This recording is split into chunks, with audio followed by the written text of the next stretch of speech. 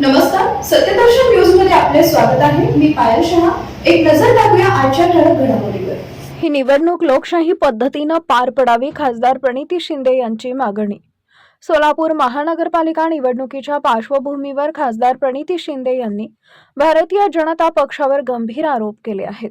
भाजपनं आता रक्ताची भूक लावली असून महाविकास आघाडीच्या उमेदवारांना धमक्या दिल्या जात असल्याचं प्रणिती शिंदे यांनी म्हटलंय.